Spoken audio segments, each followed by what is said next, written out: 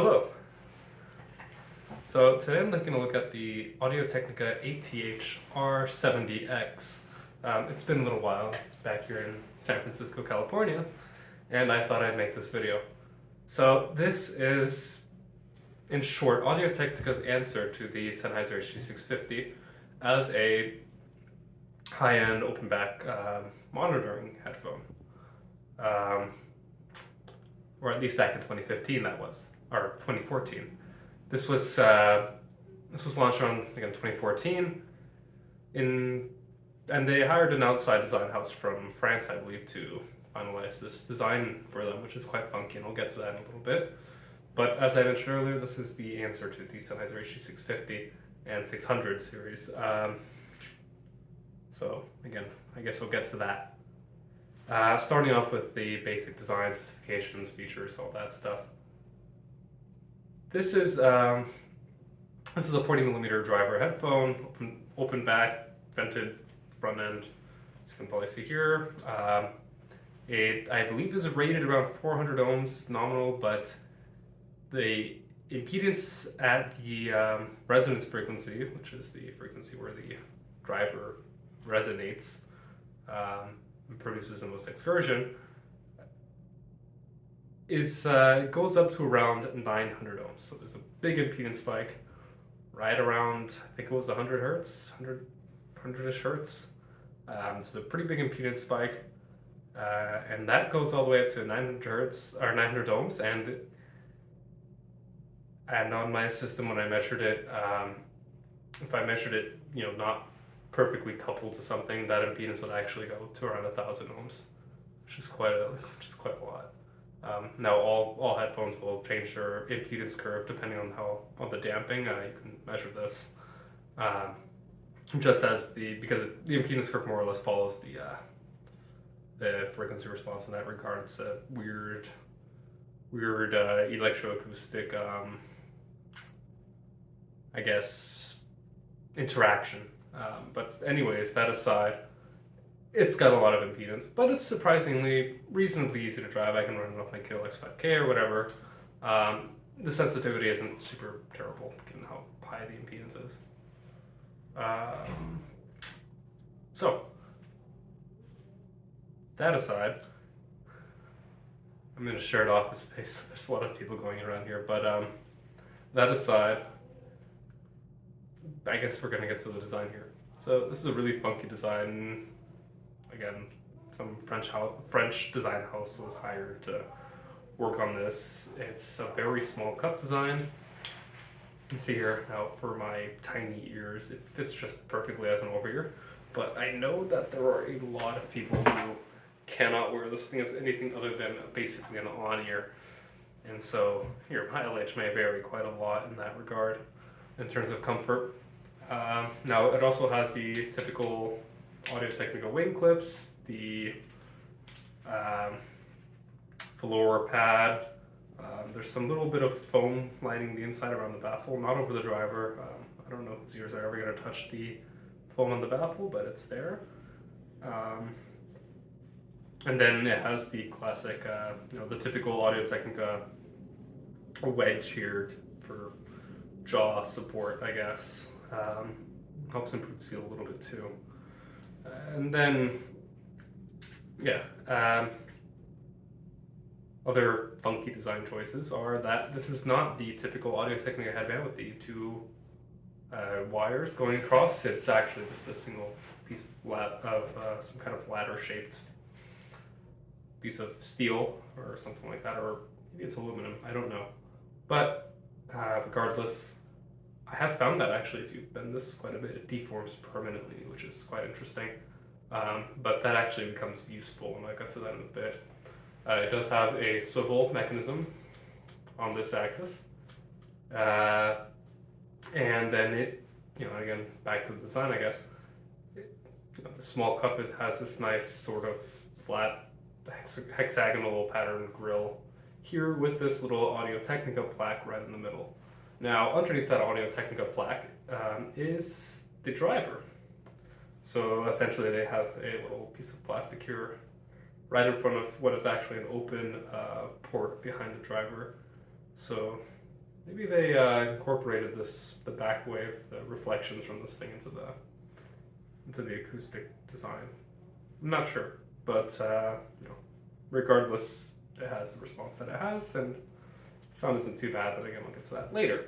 Now you may 2.5 mm termination, dual stereo actually. So these are non-polar cables. You can switch them either side, and they both carry a stereo signal. And then at the connector side, it's just wired to whichever left or right that each cup needs, and then each one has its set right or left, so it doesn't matter which way you plug it in. Funky choice, but you may have noticed that I have omitted the mention of any kind of up or down swivel. It does not have any up or down swivel like a Sennheiser or any normal headphone, really. That's where things start to get really weird, because you can see that the reason why you'd have an up or down swivel is to compensate for the fact that this thing will naturally rest at an angle depending on how much you open the headband. And if you notice, at this point right here, the drivers will sit more or less parallel to the ear. But if you have a larger head or if you have a smaller head, you will get a gap at the top or the bottom. Now I have a slightly larger head, so I actually get a tiny bit of a gap down here, or at least I used to. Now, the only way to fix that, sort of, is by permanently bending the headband this way, which is super janky.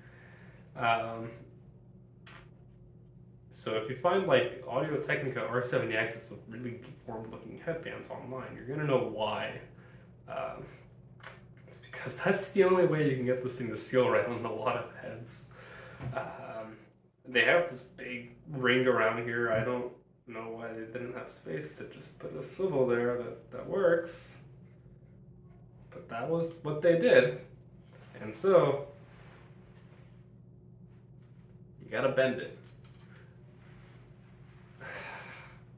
Now, that aside, as a person who does not mind these little wings here, which are quite nicely padded, this is generally a very comfortable headphone, assuming you don't have a too big or too small head or too big ears.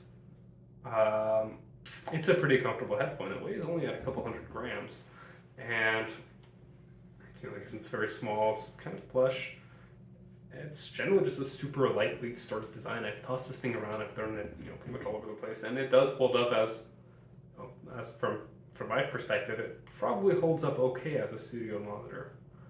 Maybe not as well as some other headphones like the DT990, but unlike those, this one actually, like the DT990, this one actually sounds pretty all right. And I guess that's a good segue into the sound. So sound quality on this thing is pretty good. It follows a fairly neutral warm curve, more or less trying to be in line with the Sennheiser HD650 as its main competition. It has a little bit of a mid-bass bump, it has a little bit of mid-treble recession. It's not bad, but it does have some nitpicks. The mid-range response is actually quite good. The fundamentals are nice, pin to gain rise is good, more or less follows sort of Harman in that regard. But below 4-ish kilohertz above 4-ish kilohertz and below maybe 100 hertz, we start to have a little bit of problems. Now, the bass extension on this thing is not amazing. Under 100 hertz, and from my testing and from my ability to get this thing to seal, your mileage may vary, of course, depending on how you fit with this headband, but for me the seal is not amazing. Below 100 hertz, it does roll off quite substantially, as most open back headphones do. And it is possible to sort of EQ it back up to get linear bass extension. You're gonna have to put quite a bit into it. And to my knowledge, the maximum power that these drivers can put out is actually considerably lower than the Sennheiser HD650 competitors. Which means there is a limit to what you can EQ it to before it starts to clip, and I have found that limit before. It is quite high. It's more than you'll ever need probably, but it does exist, and it is technically a lower limit than 650. But in normal use, you will never encounter this. It will never matter, unless you like listening at 100 decibels, in which case you do you, man. But yeah, so the bass response is okay. There's a little bit of mid-bass emphasis, there's a little bit of warmth, nice little bit of kick to it. And then in treble response, that's where this thing starts to get controversial. So a lot of people consider this headphone to be quite grainy sounding. I probably wouldn't use that word so much, but it is very strange. Again, there's some odd mid-treble recessions that create a bit of a dullness to the sound, a bit of there's a little bit of lack of clarity, which is, again, it's generally not bad, but sometimes there can be a little bit of lack of clarity, sorts. And,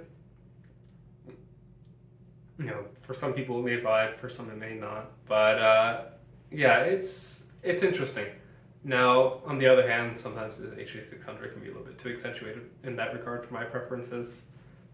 So again, your mileage may vary, but I would prefer a little bit more into that, and maybe a little bit more to the treble extension. But yeah, it's a little bit of a strange treble response.